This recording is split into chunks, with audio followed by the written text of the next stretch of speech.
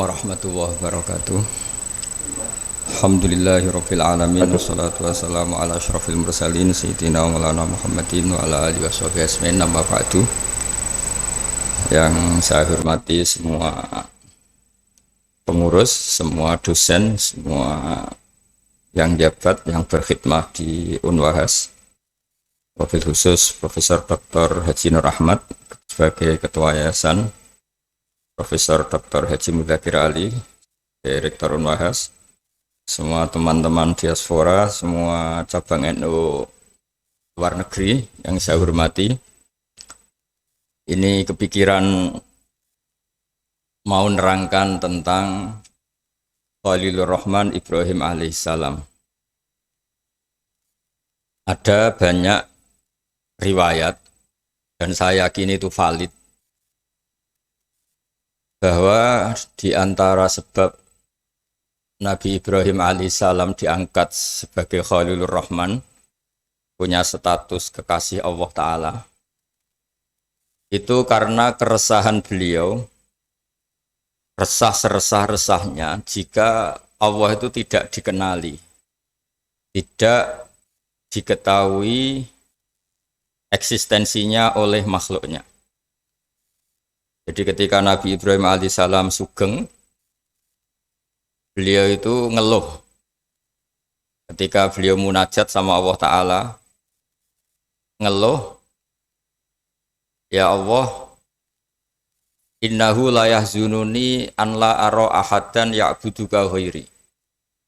Sungguh saya ini resah seresah-resahnya, karena orang-orang di dunia ini tidak kenal engkau kecuali saya. Jadi beliau itu ingin Allah yang aktor, Allah yang al-fa'ilul mukhtar, Allah yang khaliqus samawati wal ardi, Allah yang pencipta alam raya ini kemudian oleh orang yang nempati alam yang diciptakannya kemudian tidak kenal. Kita bisa bikin analogi misalnya, kayak apa susahnya kita kalau orang Indonesia misalnya nggak tahu presidennya siapa, undang-undang dasarnya kayak apa, terus haluan negaranya kayak apa. Andaikan kita kuliah terus mahasiswa itu nggak tahu rektornya siapa, dosennya siapa, ketua yayasannya siapa, itu kan menyinggung sekali. Nah ini orang-orang nempati buminya Allah kemudian tidak tahu yang menciptakan siapa, terus mereka tidak peduli dengan yang menciptakannya. Itu yang bikin Ibrahim resah seresah-resahnya. Ya Allah, ini tidak fair. Mereka nempati bumi engkau kemudian tidak tahu engkau ini siapa. Mereka pakai air engkau kemudian tidak tahu terima kasih sama siapa. Terus jadi di antara wiridan itu ya ada yang wiridan seperti itu. Jadi wiridan itu tidak harus baca subhanallah, Allahu akbar. Keresahan itu termasuk bagian dari wiridan, keresahan-keresahan yang baik. Akhirnya sama Allah diangkat ke alam malakut. Ditunjukkan beberapa malaikat, ribuan, mungkin miliatan, yang selalu bertasbih, ada yang selalu bertahmid. Ada yang rukuk terus, ada yang sujud terus, karena malaikat memang dipilihkan salah satu pola ibadah. Baru Nabi Ibrahim itu tenang. Tenang karena zat yang beliau cintai, zat yang beliau puja-puja, ternyata penggemarnya banyak. Pemujanya banyak, meskipun itu di alam langit. Nah, artinya begini, teman-teman di Unwahas juga semua teman-teman diaspora. Kalau kita mencintai Allah sejati, itu keresahan kita ini kalau Allah tidak disembah, kalau Allah tidak diperlakukan sebagaimana mestinya. Kalau kita mencintai Rasulullah SAW, ukuran cintanya itu kalau mutiara-mutiara yang dari Nabi tidak diperdengarkan, tidak diketahui. Kita bisa mendidik manusia untuk tahu, misalnya orang tahu mobil Alphard itu mahal.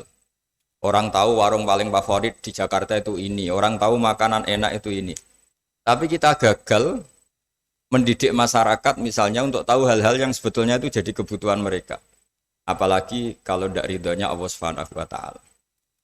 Sehingga dalam kitab-kitab tafsir diterangkan ketika Habib An-Najjar akhirnya masuk surga, yang di surat Yasin itu, Waja'a min aqsal madinati rajulu yas'a itu pertama beliau masuk surga karena mati dianiaya karena berjuang itu. Ketika qilat khuril jannah, pertama yang dikatakan apa? Qala ya laita qaumi ya'lamun bima ghafarali rabbi wa ja'alani minal mukramin. Ketika beliau wafat dan akhirnya masuk surga, pertama yang dikatakan beliau itu, ya Allah, semulia ini derajat saya sebagai orang baik, meninggal langsung masuk surga. Apa yang diinginkan beliau? Ya laita qaumi ya'lamun bima ghafarali rabbi. Wah, andaikan derajat seperti ini kaum saya tahu betapa nikmatnya orang bertauhid, betapa nikmatnya orang yang bersujud, betapa nikmatnya orang yang jadi orang hamba Allah yang benar. Ya laita qaumi ya'lamun bima ghafarali rabbi wa ja'alani minal mukarramin. Nah, di sini unggulnya lembaga-lembaga pendidikan, bahas maupun yang lain, bahwa ketika kita pinter jadi profesor, ketika kita pinter jadi doktor, ketika kita pinter jadi kiai, amanat pertama dari Allah itu apa? Kalau orang sudah pinter itu wajib mengajar, wajib mengertikan yang tidak ngerti, minterkan yang tidak pinter, karena nikmatnya pinter ini harus dirasakan orang banyak. Dalam sebuah tafsir Imam Syarawi ngendikan, Rasulullah itu target terbesarnya adalah nikmati hal-hal yang harusnya menjadi kenikmatan abadi. Misalnya umumnya orang itu kan bilang bahwa nikmat itu ya makan yang disenengin, ketemu orang yang disenangi, ketemu acara yang disenengin, yang disukain. Tapi itu Nabi mengajarkan kita, nikmat itu ya sholat. Arifna ya Bilal, tolong saya kasih istirahat dengan sholat. Kita bisa bikin analogi, kalau kita punya problem, pasti ingin ketemu orang yang punya kekuatan untuk menghilangkan problem itu. Kalau kita ingin punya hajat dan ingin solusi, ada solusinya, pasti ingin ketemu orang yang mengendalikan hajat itu, yang bikin solusi. Jawabannya, siapapun makhluk itu pasti punya keterbatasan. Siapa yang tidak punya keterbatasan itu? Hanya Allah Subhanahu wa Ta'ala. Jika ketika Nabi banyak problem, ketika ada banyak masalah, karena Rasulullah idza hazabahu amrun badara ila sholat. Nabi itu kalau sedang punya banyak masalah, pasti cepat-cepat sholat. Jika dikatakan wasta'inu bisobri wassalah, kamu minta tolonglah dengan konsisten sabar dan minta pertolongan dengan sholat. Nah, di sini pentingnya lembaga-lembaga pendidikan. Orang itu harus bisa memanage hatinya, memanage keilmuannya, memanage potensinya, supaya semuanya itu menjadikan kenal sama Allah Subhanahu wa Ta'ala, ma'rifatullah. Saya pernah ditanya sama beberapa teman yang kuliah di Inggris, di Amerika, ditanya, Gus, bagaimana cara ingat Allah di negara yang Islam itu minoritas? Saya pas itu menjawab, jika Anda kagum sama negara Swiss maupun Amerika atau negara manapun, karena sistemnya kamu anggap bagus, kamu anggap ideal, tetap saja semua sistem ini berjalan karena ada bumi yang dipakai pijakan, ada air yang dipakai minum, ada oksigen yang bisa dihirup. Tanpa itu semua nggak ada gunanya sistem yang baik. Sehingga urusan pertama utang jasa kamu pada Allah yang bikin bumi kamu pakai pijakan, yang bikin air yang pakai kamu minum, bikin oksigen yang kamu hirup. Jika utang jasa hubungan kamu itu nomor satu tetap sama Allah Ta'ala. Baru kedua dengan hubungan makhluk.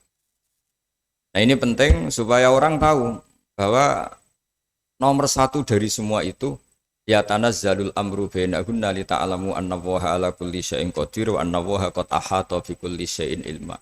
Jadi penciptaan langit bumi dengan segala proses sosialnya, dengan dinamikanya, semua itu pelajaran li ta'lamu annallaha ala kulli syai'in qadir, supaya kamu tahu bahwa Allah itu Maha Kuasa. Jadi saya tidak bisa ngasih tausiah banyak-banyak, tapi saya pastikan di antara ciri khas orang benar, orang baik, itu resah kalau satu ilmu itu tidak tertransformasi, tidak tersalurkan kepada yang lain. Jadi misalnya nikmatnya sujud, nikmatnya tauhid, nikmatnya ma'rifatullah, itu semua nabi itu ingin disampaikan. Sehingga ciri utama nabi itu tabligh itu menyampaikan kebenaran kepada umat. Kita misalnya zaman dulu ketika orang Indonesia susah, orang-orang sepuh ngajarin kita nak mangan sing kepenak, nak turu sing kepenak. Dulu maksudnya kowe aja mangan nak gak lesu banget. Kamu jangan makan kalau tidak terlalu lapar. Jadi ketika nafsu mengatakan makan enak itu sesuai selera, tapi kearifan mengatakan enggak. Yang menjadikan makanan enak adalah kita makan kalau lapar. Ibarat orang puasa makan tempe, sama orang yang sudah kenyang makan sate itu enak orang puasa makan tempe karena lapar. Sementara yang makan sate, makan pizza sudah kenyang sehingga tidak enak. Terus tidur yang enak, maksudnya jangan tidur kalau tidak terlalu ngantuk. Nah, ilmu-ilmu seperti ini, seperti idamuhu alju. Ketika dulu ada ulama yang makanannya sederhana ditanya, lalu lauk kamu itu apa? Idamuhu alju. Lauk kami adalah lapar sekali. Itu kearifan. Jadi orang menjadi nyaman makan itu bukan karena menunya sesuai favorit kita, tapi karena alju. Sangat laparnya, sehingga nikmat betul makan itu. Nah, kearifan-kearifan seperti itu dulu semua nabi, dulu semua rasul, semua ulama, semua wali keinginannya kebenaran itu ya laita qaumi ya'lamun bima ghafara li rabbi wa ja'alani minal mukramin. Jadi yang dikatakan kebaikan itu adalah satu ilmu, satu keyakinan, satu pengalaman baik supaya ini dirasakan oleh orang lain. Jangan merasa kebenaran itu milik kita lalu kita nikmati sendiri, tidak boleh, itu egois. Semua nabi itu dalam ilmu tafsir dijelaskan nabiyun itu dari kata nabiun, orang yang memberitahu. Makanya ini betapa mulianya tugas para kiai, para ulama, para dosen, para pengampu ilmu. Karena ciri khas nabi itu mengertikan. Sehingga Quran itu diulang-ulang, waskur akhoat i'lamu. Ingat peristiwa ini, ingatlah peristiwa ini, kaji peristiwa ini, pelajari prahara yang dialami orang-orang sebelum kamu. Semuanya itu mengarah ke ilmu. Dan itu harus ada yang memberi penjelasan. Caranya gimana? Caranya itu ada edukasi, ada kreativitas. Nah, dulu yang paling dianjarkan Quran adalah Dorbul Amsal. Dorbul Amsal itu bikin analogi yang orang paling nggak paham pun itu menjadi paham karena gampangnya analogi tadi. Jadi sebagai penutup saya memberi analogi. Dulu orang-orang kafir Mekah itu Tuhannya itu banyak, yang dipertuhankan banyak. Itu ketika mereka supaya mau bertuhan satu. Saya ulang lagi, ketika mereka mau bertuhan satu. Dan mereka, orang Arab zaman dulu berpikir kayak mirip-mirip orang Cina. Kalau problem banyak, ya Tuhannya harus banyak. Hingga ketika Tuhan satu, kata mereka, aja'alal alihata ilaha wahida innaha adalah syai'un ujab. Masa Tuhan satu, padahal problem kita banyak. Allah bikin analogi 2 kali. Saya sering menjelaskan analogi ini. Pertama, yang terkenal itu, jika kalian punya majikan banyak, kemudian perintahnya beda-beda. Sama punya majikan satu, perintah satu milih mana? Mereka bilang suka punya majikan satu. Tuhan kamu itu majikan kamu. Kalau Tuhan kamu banyak, perintahnya banyak, beda-beda. Kamu yang bingung karena harus taat sama majikan banyak. Akhirnya mereka bilang, ya sudah Muhammad Tuhannya satu saja. Disebut wadorobawaw masalah rojulan fihi syuraka umutasyakisu nawarojulan salamal dirojul. Yang kedua ada analogi yang menurut saya sangat-sangat menyentuh hati. Dorobalakum masalam min anfusikum. Halakum mimma malakat aimanukum min syuraka afi ma rozaqnakum fa antum fihi sawa. Takhafunahum ka khifatikum anfusakum. Jadi makna gampangnya gini ya, kalau Anda beli mobil Innova misalnya, mobil itu kamu beli dengan uang kamu, hasil kerja keras kamu, dari warisan orang tua kamu, dari apa saja semuanya yang beli itu materi yang milik kamu. Setelah kamu beli mobil, kemudian ada orang yang merasa punya mobil itu kayak kamu. Gaya makainya kayak kamu, gaya menguasainya kayak kamu. Pasti ini jadi peristiwa aneh, wong ndak ikut punya kok ikut merasa punya. Wong ndak ikut membeli kok menguasainya kayak yang beli. Akhirnya orang sadar. Terus Allah bilang, begitulah saya kata Allah. Yang menciptakan langit itu saya tok. Yang menciptakan bumi itu saya saja. Masa kemudian ada Tuhan-Tuhan yang kamu pertuhankan ikut menuhanin bumi, sementara nggak terlibat penciptaan langit dan bumi. Ini apa-apaan kata Allah Ta'ala. Itu yang disebut aruni madza khalaqu minal ardi am lahum syirkun fis samawat. Untuk menuhani bumi ya ikut menciptakan bumi, untuk menuhani langit ya harus ikut menciptakan langit. Sementara kita tahu pencipta langit dan bumi hanya Allah Subhanahu wa taala. Tapi Allah secara indah menjelaskan betapa naifnya teori syirik, teori menuhankan selain Allah. Dengan analogi jika kamu punya barang, yang kamu beli dengan harta kamu, dengan kekuatan kamu, dengan aset kamu. Apakah kamu ridho ada orang lain yang merasa memiliki barang itu setingkat kamu? Itu disebut halakum mimma malakat aymanukum min syuraka fi ma razaqnakum fa antum fihi sawa. Kemudian orang itu merasa persis kamu dalam penguasaan barang kamu. Pasti kamu tidak mau kan? Ya tidak mau, itu milik saya. Nah, begitulah Allah. Allah itu pencipta langit dan bumi. Wahdahu la syarikalah. Hanya Dia yang menciptakan langit bumi. Masa yang tidak ikut menciptakan langit bumi kamu pertuhankan setingkat Allah? Hanya orang-orang penyembah Lata, Uzza, Hubal dan beberapa musyrik-musyrik yang lain sadar dengan analogi itu, dengan ilmu itu, akhirnya mereka mau bertauhid, mau bersyahadat asyhadu alla ilaha illallah wa asyhadu anna muhammadar rasul. Jadi saya mohon bahwa Islam ini agama ilmu, agama yang dimulai dengan kata-kata fa'lam annahu la ilaha illallah. Fa'lam itu ya kenal Allah itu dengan ilmu, fa'lam. Jadi keyakinan akidah itu harus dibangun berdasar ilmu. Itu juga awal Quran turun juga Iqra bismi rabbikal ladzi khalaq, dengan membaca. Dan ketika Allah mengenalkan sifatnya di surat Iqra juga yang dikenalkan apa? Iqra wa rabbukal akram alladzi 'allama bil qalam. Allah itu siapa? Zat yang mengajar. 'Allamal insana ma lam ya'lam. Allah itu siapa? Zat yang mengajarkan ke manusia apa yang mereka tidak tahu. Jadi semoga ini jadi motivator, motivasi. Semoga para rektor, para dosen, para yayasan, para teman-teman di luar negeri semuanya punya semangat mengajar. Karena di antara sifat Allah yang disebutkan adalah Allamal insana ma lam ya'lam. Allah itu siapa? Zat yang akram, yang dermawan, yang baik, yang sakho, yang rahman rahim. Kemudian Allah itu siapa? Allamal insana ma lam ya'lam. Zat yang mengajarkan apa yang tidak diketahui manusia. Jadi betapa mulianya mengertikan yang tidak ngerti. Ya, saya mohon maaf karena saya punya wazifah banyak. Ini sudah agak makso nuruti karena ya ada alaqah dengan Unwahas. Karena saya juga pengagum Gus Wahid. Saya punya buku tentang Wahid, punya buku banyak tentang beliau. Beliau adalah tokoh muda NU yang jadi Menteri Agama tapi wafat muda. Dan terima kasih atas kesempatan ini. Mohon maaf atas semuanya. Wassalamualaikum warahmatullahi wabarakatuh. Al-Fatihah.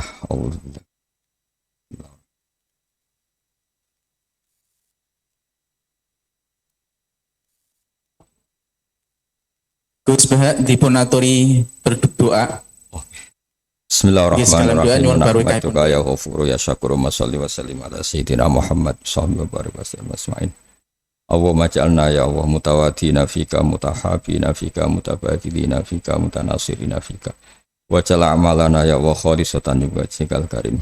Allahumma barik lana fi jirarina wa barik fi duyufina wa barik fi man ma'ana wa barik fi ummati habibika Muhammad wa marhammata habibika Muhammad wa aslih ummata habibika Muhammad wa tajawaz an ummati habibika Muhammad wa janibhum ya Allah minal balaya wal afat wal fitan. Allahumma ya ilahana ya wa nas'aluka rahmatan tahdi biha qalbana wa talumu biha syasana wa taruddu bihal fitana anna ya Allah rudda annal fitan innaka ala kulli syai'in qadir. Rabbana atina fid dunya hasanah fil akhirati hasanah wa qina adzabannar. Waj'al hadhil baldah ya baldatun thayyibatan wa rabbuna ghafur. Rabbana atina fid dunya hasanah fil akhirati hasanah wa qina adzabannar.